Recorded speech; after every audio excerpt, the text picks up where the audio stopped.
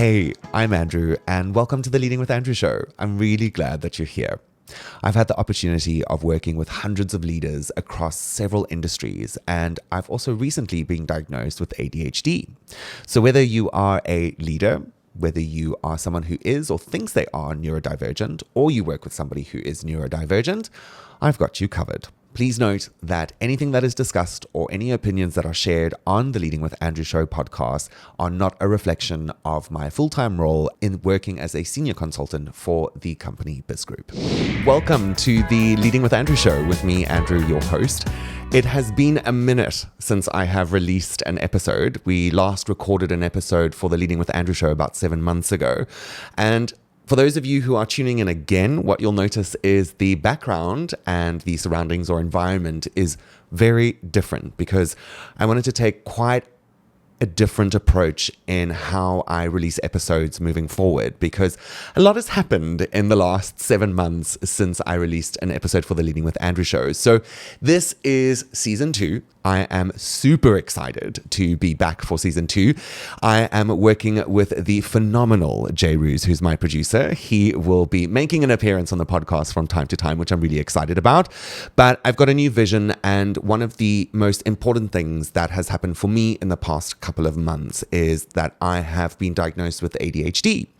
And I decided one of the reasons why I made my previous podcast was I've been a leader in multiple roles throughout my career, and I thought leadership is definitely something that people want to really get better at.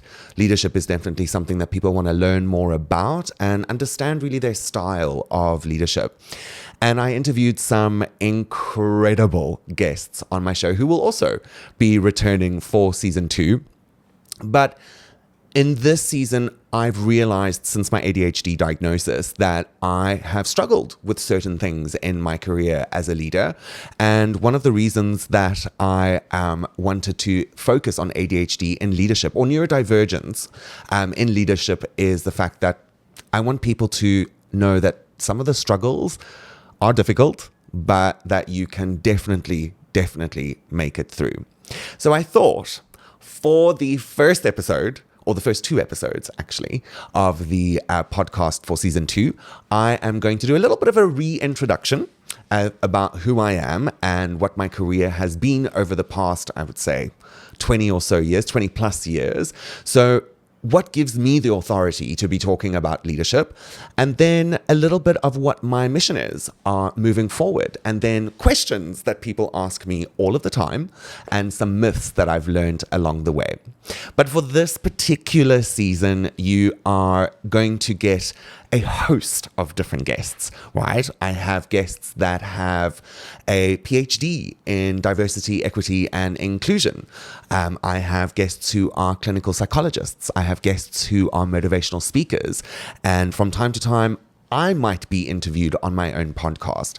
But the most important thing is that I'm inviting you into my home, into my living room, which is where we are currently. So let's get going. So, talking about a little bit of an introduction and a little bit about my career, which is something I didn't do in the first season. I started my career in aviation. I knew from a really, really young age that I wanted to be in aviation. I was obsessed with commercial aircraft. I still am to this day. I can sit in an airport and I can watch aircraft taking off, landing, and I can get totally lost in that. And I started my career as cabin crew when I was 18 years old. I got special permission to study while I was still in high school to finish my diploma in food and beverage management with City and Guilds, so that I knew once I finished with high school, I could go straight into flying. And that's exactly what I did. So I started my career with South African Express Airways at the tender age of 18. And I flew for them for almost 2 years. I worked with some veterans of the sky that taught me everything I knew when it came to being the best flight attendant I could possibly be. And then at around age 20, I knew that I wanted something a little different. Well, actually towards the end of 19. I wanted something a little bit different that would broaden my horizons. So I started looking online, and obviously Emirates was one of the first airlines that popped up. And I thought, oh, yeah, absolutely, definitely want to be working for Emirates. And I looked at the application age, and unfortunately it was 21, and I was 19, turning 20 at the time. So I kept on looking, and I stumbled upon this airline that I really didn't know much about, and that is Etihad. And at the time, in 2008, they were still leasing some of the aircraft. The product wasn't really consistent throughout the fleet. And I was like, what is this? I don't know what it's about. I've never heard of Abu Dhabi before. I barely knew anything about Dubai.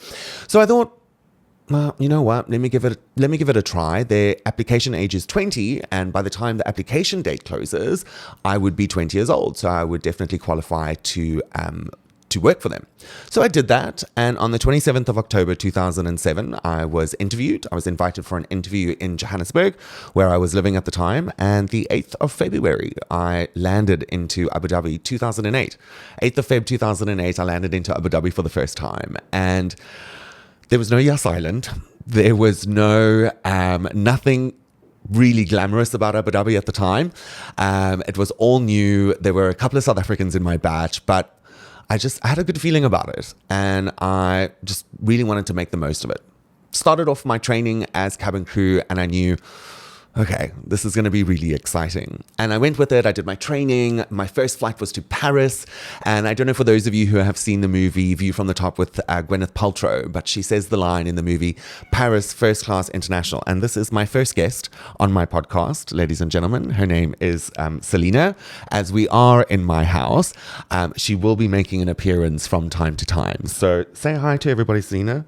Say hello. So, hey, not a very happy camper, but in the movie View from the Top with Gwyneth Paltrow, she says this line, Paris First Class International.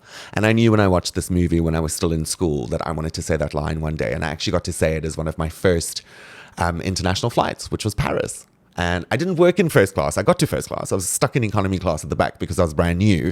But I eventually got to say Paris First Class International, and my dream came true. And then, as one does, for those high achievers out there, or those consistent high achievers, when you think you've achieved something, then you're like, right, let's move on to the next thing. What's next? What do I do next? And I knew that I wanted to be a cabin manager in Etihad. And I decided, okay, that's what I'm going to embody, and that's who I'm going to become. And at the age of 23, I became Etihad's youngest cabin senior. So I was in charge of the narrow body, those single aisle aircraft, if you don't know what a narrow body is. And at the age of 25, I became Etihad's youngest cabin manager. And I was in charge of every aircraft that I walked on board. And every single time I got on board the aircraft, the majority of my team that I was leading were older than me. So I had to decide really quickly what was one of the leadership styles that I wanted to portray in order to gain trust from people relatively quickly, and also build culture in the briefings that I needed to throughout the years. At 27, I was awarded Cabin Manager of the Year out of a pool of over 5,000 cabin crew, which was one of the most incredible accolades I reached in my career. And I thought, oh my God, this is it. This is where I am at. I've reached the top of my career. I'm good. I'm going to start sailing. And then that whole overachiever, high achiever thing starts kicking in again, and you're like, what's next? What's next? And that's when I applied to become a part-time trainer. And not in safety or in service on board the aircraft, I applied to become a leadership trainer.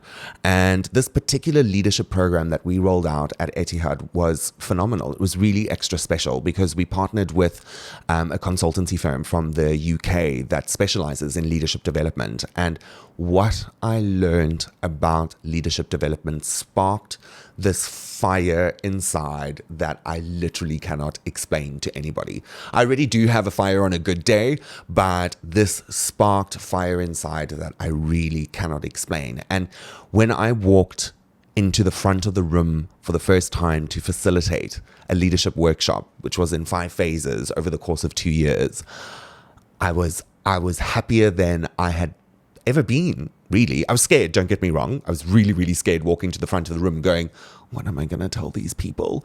But I knew that I was there for a reason, and every single time I facilitated a leadership workshop, I had people coming up to me going, that was one of the most incredible workshops I have ever been to. Your energy, your knowledge, how people are able to relate to me. And that's when I knew, okay, there's something here. There's definitely something here that I want to explore. And that's what I decided to do. And then with any company at any stage during their growth, and Etihad was going through a massive, massive growth, we went through a restructure. And one of the mandates from this restructure was that all crew that were part-timing on the ground had to go back flying full-time, which I didn't mind. Remember, I said earlier, I love flying. I love commercial aircraft. I love being on board an aircraft. I love aircraft food, which is like, people are going, what? And I'm like, yes, I love everything about being on board an aircraft. And I went back flying full time. And I remember the one flight that I was doing to Dublin. I'll never forget this. It was like a 2:45 a.m. departure. So everybody's sleeping that I know. And here I am going to work at like 12:30 or 1 o'clock in the morning. And I managed to get a bit of sleep before the flight, but we were about to operate an almost 9-hour flight throughout the night with no rest.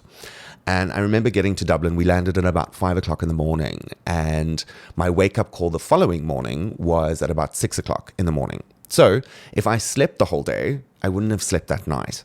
So I knew that I could probably get about 2 or 3 hours in now that I've landed, but I had to force myself to get up. And when I woke up, it all just hit me like a ton of bricks.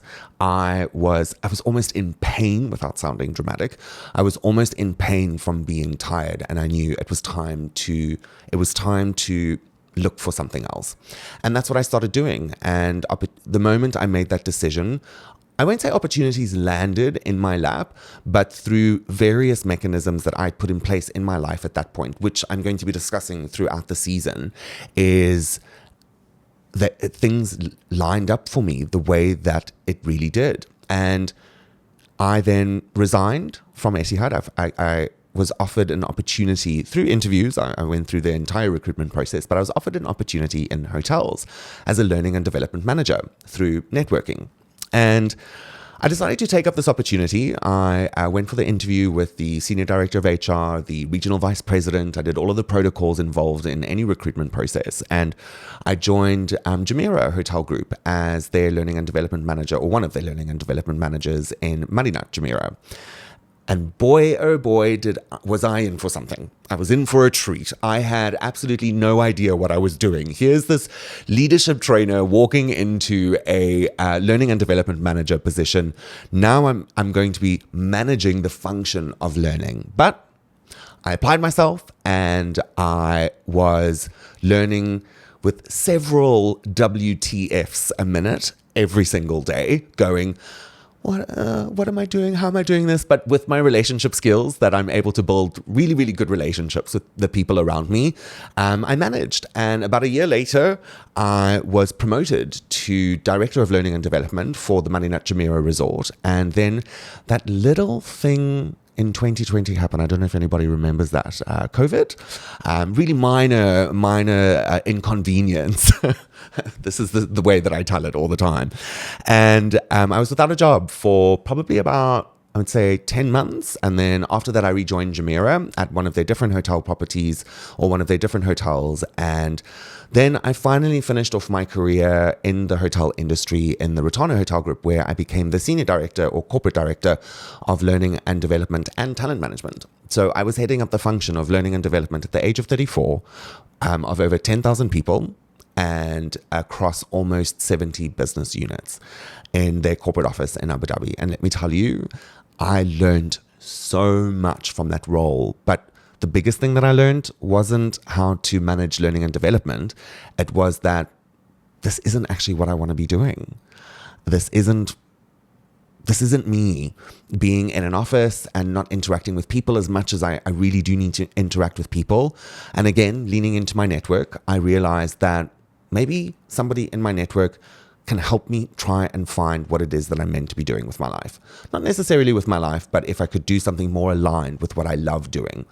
And that's when I reached out to my now CEO, Hazel Jackson, and we started conversations. And for the last, it's 8 months or 9 months now, going on 9 months, I've been working in a role that I didn't know was my dream job up until I actually started in it as a senior consultant, focusing predominantly on things around leadership, podcasting, growth, and the people I get to work with, the clients I get to facilitate for. I don't even know where to start to go, this is where I'm meant to be. And going back to my ADHD diagnosis, I realized that I am in exactly the right place and exactly where I'm meant to be. Because one of the first questions my company asked me when I told them about my ADHD diagnosis was, what can we do to make the environment better for you? And that's what I knew. I am exactly where I'm meant to be. And because I don't want to say lucky, and that's actually something, hey, Selena, and that's actually something that I'll touch on a little bit later again as well, is I don't believe I'm lucky. I think I've put in an incredible amount of effort and hard work. She's clawing on the carpet, which is why I'm looking down. But it's very, very, very, it's down to just really knowing what it is that you want.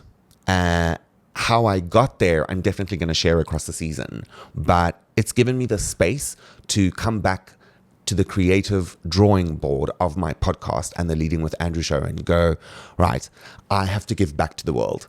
And this is my opportunity of giving back to the world. I worked in 2 major industries, in aviation and hospitality. And in the last 9 months, I've touched 11 different industries with the clients that I've worked with.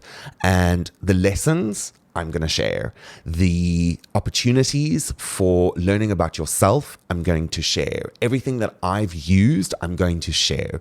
Everything that I've struggled with, I'm going to share, because maybe it's going to help you, maybe it's going to help somebody you know. So as I say in the intro, whether you have ADHD, whether you think you are neurodivergent, or whether you work with somebody who's neurodivergent, I've got you covered. So that is a little bit about my story and where I am at. And the first episode, I decided, other than just doing a little bit of a reintroduction for myself, I want to introduce you or show you something that happened to me this week, actually. So the timing of this podcast or this first episode is absolutely perfect. And that is, I got published in an online talent development publication called Spark Magazine from the Leonardo Institute. I'm just showing it to both cameras over there. And it's an online publication, but I did print a few of the copies, and we're going to get into exactly what that article looks like in a second. I hope you're enjoying the episode so far. If you are, please make sure that you pop us a 5-star rating or tell us in the comments below. And don't forget to share, because you never know who you're helping. Let's get back to the episode. Before I dive into the article, I thought what would be really, really cool is if we actually just cover a little bit of a basis of exactly what ADHD is and what that could show up in leadership, because that's exactly what my article is about. So, Attention Deficit Hyperactivity Disorder, or ADHD, is a disorder that is neurodevelopmental and characterized by executive dysfunction, occasioning symptoms of inattention, hyperactivity, impulsivity, and emotional dysregulation that are excessive and can be pervasive, impairing in multiple contexts and developmentally inappropriate. ADHD shows up for people very, very differently. It shows up differently in men, it shows up differently in women, and I am still learning so much about it. But I find that it's incredibly important, and it has played an integral role in some of my successes in my career, but it's also played a role because of mismanagement and going undiagnosed in some of my epic failures in my career, which is what I'm going to be sharing throughout the season as well, because I think it's important that we obviously learn from mistakes, but also focus on what we've done well. And another thing that I wanted to share about ADHD is it's people with ADHD tend to have lower levels of dopamine in the brain. So it's a complex condition, and it involves the dysregulation of dopamine and another chemical called norepinephrine. So I have to pronounce that correctly. And a lot of stimulant medications that treat ADHD can prevent reuptake of dopamine, increasing brain levels of the chemical in order for us to focus and things like that. And why did I decide to bring ADHD into the podcast or into the season is because I definitely struggled with it as I left flying. Flying was really great for me. Flying was really great for me because we could go from, we've got somebody who's now, she's parking off on my article. Anyway, flying was really great for me. The reason why flying was great for me was because I went to work, I did a flight, I left the flight, did the paperwork that was required from the flight, although painful sometimes, did the paperwork that was required from the flight, and I was done. I could move on. I wasn't going to work with that same group of people again. Every time I went to work, it was a new group of people, and that just, it worked so well in somebody that was undiagnosed with ADHD. And when I stepped into a routine, regular sort of job, when I stepped into the hotel industry, I didn't really realize it at the time. I think at a hotel level, a lot of the time with HR and learning and development individuals, and basically any employee of a hotel, because there are so many business units in the hotel infrastructure that you can move to different hotels and you can have a different experience quite frequently, that kept it at bay, but not as much as it was when I was flying. And it wasn't until I was in my corporate role when all of these symptoms were really polarized for me. I was struggling to pay attention. I looked at other people that were able to pick up concepts really, really quickly, and I would get really frustrated at myself. And one of the key symptoms of ADHD is low self-esteem and a heightened sensitivity to rejection. So we are a lot more attuned to rejection sensitivity because as an ADHD person, what we tend to do is mask. So we want to come across as a neurotypical, but that then exerts a lot of energy, and we tend to then fall back on other areas in our lives. So me, somebody with a lot of energy, somebody that loves being around people as much as he loves being alone, I really struggled in my corporate role of trying to sit still, inattention, hyperactivity, wanting to connect with people and things like that. And that's when I knew that I needed to make this change. And because I've made this change and I'm in a role now that is very similar to flying, but in the sense that I go in and I do work for a client and then I leave. We still do follow-ups and things like that, and we work with some fantastic clients on a regular basis, but the projects are all different. So it gives me that hit of dopamine, that novelty, anything that is novelty, that is of interest to somebody with ADHD gives you that spike of dopamine. And I also want to preface this episode with how you manage your ADHD as a leader, as an individual contributor, is entirely up to you because of your environment. There's so many factors that are involved in managing ADHD or any form of neurodivergent disorder.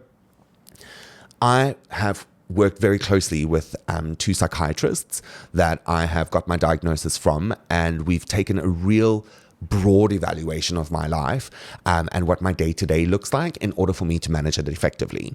So to give you an idea, because I love what I do, particularly around facilitation, I don't need to be on ADHD medication on a daily basis. So when I'm conducting training, I am hyper-focused. I'm in that classroom. I'm sitting there. I'm not sitting there. I'm very much standing and working a room, but I am making sure that the people that have given me their time walk away learning something really motivational, learning something inspirational, and transforming their leadership styles, or taking what they've learned to transform their leadership styles. So that hit of, or that constant flow and regulation of dopamine, I really don't need medication when I am facilitating. When I am in an office-based environment and I need to be designing really, really complex training programs, anything that requires me to be sitting in front of a computer for extended periods of time, one of my doctors said to me that we can look at ADHD medication as a performance enhancer, which I thought, oh, okay, I thought you had to be on ADHD medication on a daily basis. And he said, no, not at all. ADHD medication is fast uptake, and once it wears off completely. So I thought, okay, so let's give it a go. Haven't given it a go just yet because this was very recent, the diagnosis and also the follow-up on medication. But I am going to be giving it a try very, very soon, and I will definitely be reporting back on exactly how that is. But you can stay tuned to my Instagram channel, where I'll definitely be doing some stories around what I feel before I take this medication and what I feel after I've taken this medication and if it works, because there's various ADHD medications out there and everybody on TikTok, on Instagram is saying something entirely different about how they have handled the ADHD medication. Some people say they lose their spark. Some people say it quietens the noise. Some people become really, really aggressive on ADHD medication. So it's a mixed bag out there, but I'm excited to see what works for me. The one other thing that I want to preface as I go into this season of bringing ADHD into leadership and just raising awareness around it is that it's not a trend. ADHD is not a trend in the slightest. I see a lot of TikTokers going, oh, that's my superpower and things like that. While ADHD and ADHD leaders are incredibly creative, they are the change agents.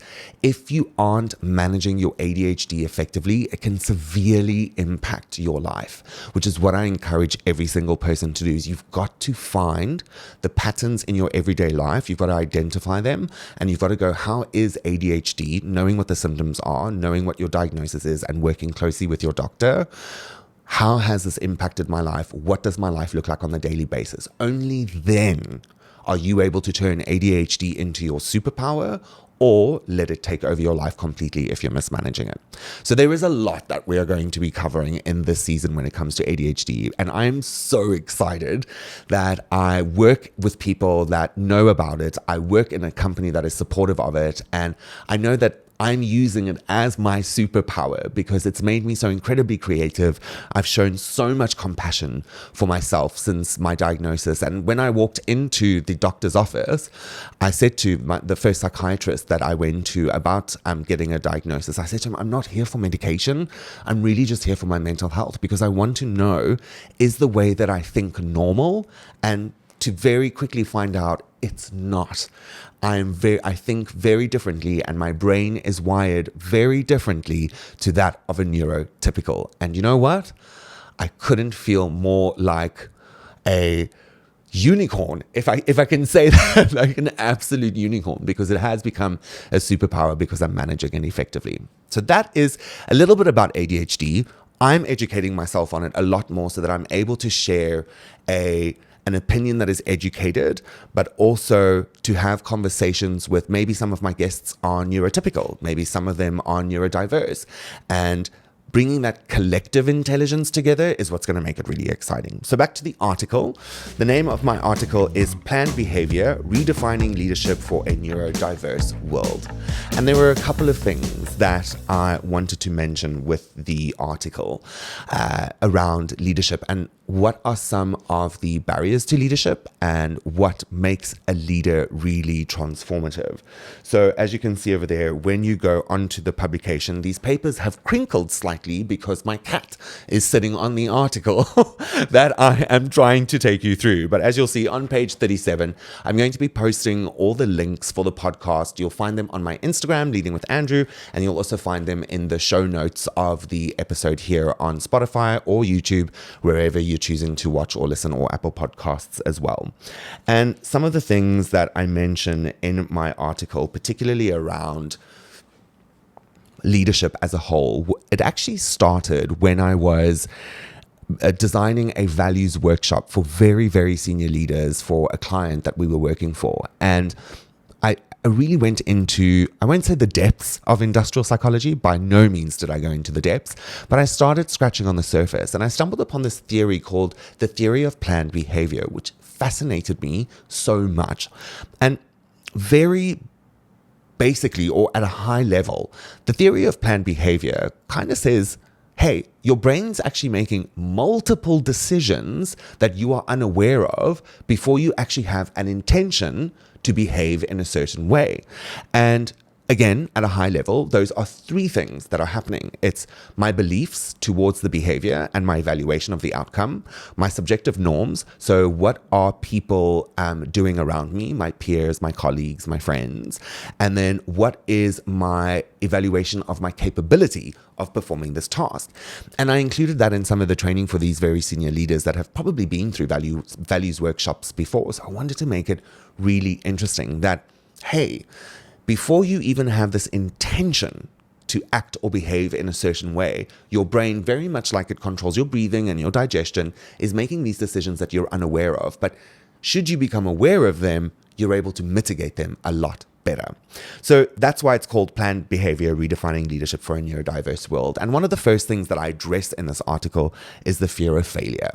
Now, a lot of leaders set themselves up for success, and I've seen it. I work as a coach as well in my current scope, and I currently coach 5 general managers for one of our clients. And I see that fear of failure is a driving force for a lot of people. But what tends to happen with that is leaders become micromanagers, because not only are they scared of failing themselves, but they are scared that their teams are going to fail, and therefore they become these micromanagers. They don't let people shine. They don't invite creativity in, right? I was there. Fear of failure or fear of staying in one place for too long definitely drives me, but awareness is key. And if you're aware that your fear of failure is either driving disconnection with the people around you, or your fear of failure is a healthy dose of stress that keeps you going in order to succeed, is very, very, very important, almost vital in your success. So from the fear of failure, I go into the peer networks. I would not have gotten to where I am today if it wasn't for my peer networks. And I have made incredible relationships with people. Most of them have become guests on my previous season. Some of them are returning guests. And every week I am meeting new people that I connect with on LinkedIn, that I connect with on Instagram, and I am learning so much from these people. But when it comes to building networks, and this is something I say to people that are either starting in industry or starting in their role from wherever they are, network, network, network. Apply the same to networking that you do outside of work to when you're inside of work. And that was probably one of the superpowers that I got from being a flight attendant, was every single time I went to work, I was working with people I had never worked with before. And a briefing in an airline, or particularly at Etihad at the time, this has changed, I left in 2018, is 12 minutes. So I have 12 minutes to set up a team culture of people that I have never met before. I've got 12 minutes to set up trust in a team that has never worked together before. And I've got 12 minutes to assess whether or not I'm working with 100% competent individuals or people that are just sort of there for the money, sort of assess what the performance, or try and predict what the performance of my team is going to be. That gave me the opportunity, or the how-to of going, right, when I step into a new team for the first time, or when I step into the front of the room for the first time at a new client, I know how to conduct myself in order to build effective relationships really quickly. And if you deposit into the relationship bank of the people that you build relationships with, and you say you're going to do, or you do what you say you're going to do, that is crucial in your success as a leader. Now, another part that I touch on is ADHD and leadership. We can be creative. We can evolve really quickly. We are the change agents, okay? We can be very successful as leaders. But if you are somebody with ADHD and a leader, or you think you have ADHD, or you work with a leader that has ADHD, and you aren't looking for ways to effectively manage it, you can break down connection with people. You can break down relationships with people because of impulsive behaviors. You can break down relationships with people because of, you might be so hyper-focused on something that you get so lost in the details of things that it drives your team members away. your impulsive behavior can... I've still got a cat. We can either choose to cut this or we can choose to keep it in the episode. I probably am going to keep it in the episode because it's honestly, it's real, it's me, it's so imperfect. And I was looking at my show notes, and Jay Ruse, who's sitting behind the camera, is taking pictures. But we'll have to include this into the editing post-production. But yes, ADHD and leadership can be a fantastic thing. And I quite honestly think this is a very uneducated guess over here, but I can tell that a lot of successful leaders in the world out there for some massive corporations are on the spectrum in some way or another, from OCD, ADHD, all sorts of different, if you want to say disorder or superpowers. Again, depends on how you manage it.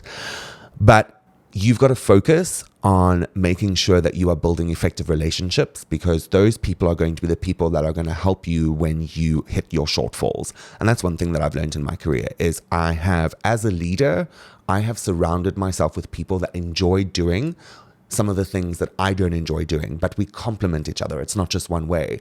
I enjoy doing some of the things that they don't enjoy doing. And together we have this harmonious relationship. And in some shape or form throughout my entire career, I'm still very close with some of the people that have helped me launch my career, that have helped me and supported me, that have cheered me along the way, because I've also returned that. And then, if I can just get to my article, thank you so much, Selena.